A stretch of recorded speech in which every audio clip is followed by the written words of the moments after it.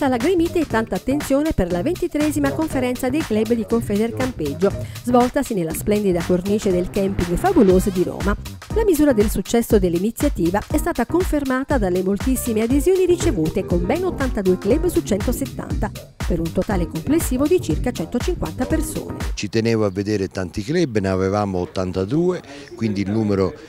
quasi il 50% dei nostri affiliati, ma c'erano presidenti e segretari, quindi una platea molto attenta e molto presente. Abbiamo parlato, criticato le nostre azioni, il nostro agire, però siamo riusciti almeno in un obiettivo. C'è una grande solidarietà, almeno dei presenti, per rilanciare questa confederazione nel momento in cui si dovrà provvedere al rinnovo delle cariche nazionali. Quindi sono soddisfatto e devo ringraziare sia il personale di Confedercampeggio che ha lavorato per questo progetto, ma soprattutto i consiglieri che sono venuti oggi qui a farci compagnia ed aiutarci in questo non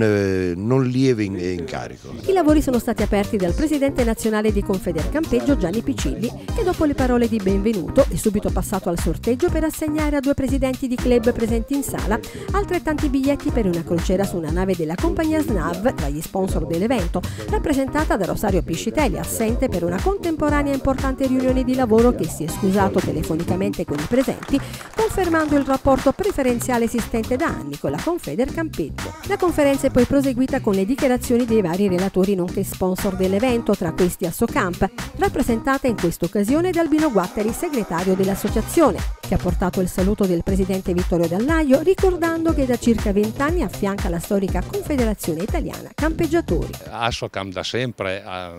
sviluppato il mondo del plein air in sinergia, in particolare con Federcampeggio, ma sviluppare il mondo del plein air significa anche dire agli associati di Federcampeggio che esiste un'associazione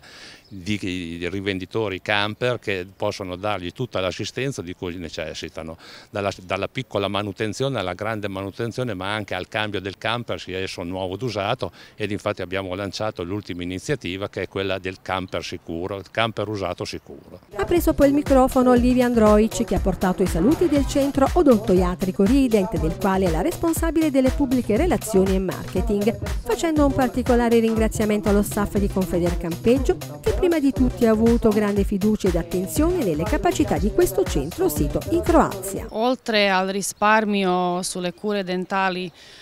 che varia da 50 fino al 70% se uno li fa in Croazia, noi abbiamo accordato con Confedercampeggio il 20% di sconto su tutte le cure dentali per i soci e per i loro familiari. Un piacevole momento di relax è stato dato dall'intervento di un nuovo sponsor di Confedercampeggio, l'Orto degli Aromi, rappresentato da Roberto Chiavaroli, titolare dell'azienda che ha sede a Chieti.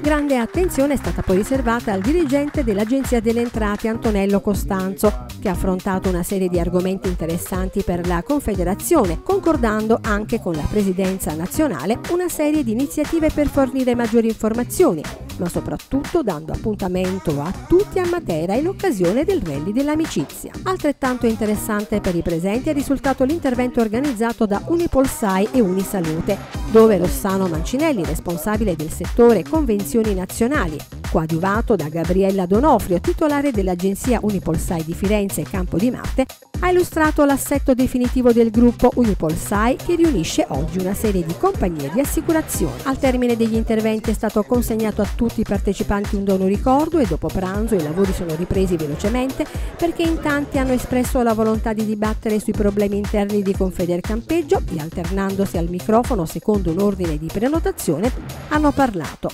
Andrea Scorca dell'Albatros Camper Club Matera, il consigliere nazionale Giovanni Grassi, Orazio Cosentino del Club Campeggiatori Chieresi, Ezio Paganini del Campeggio Club Belluno, Pio Rotondo del Challenger Chausson Club Italia, Claudio Amicucci del Club Campeggiatori Adriatico, Franco Visintin, Camper Club La Foce dell'Isonzo, il consigliere nazionale Fiorenzo Massetti, Mauro D'Ambrogio del Camping Club Fermano, Vittorio Appiano del gruppo Campeggio Michelin Sport Club, Franco Frizzera del Camper Club Alto Adige Sud Tirol, Emanuele Paolicelli per la Basilicata e Saverio del Sole. Grande soddisfazione è stata infine espressa da Gianni Picilli per il buon andamento della giornata, che ha ringraziato tutti per la partecipazione così numerosa, con l'augurio di ritrovarsi in un prossimo incontro di confronto con lo stesso entusiasmo e passione. È stata una bella giornata e vi ringrazio.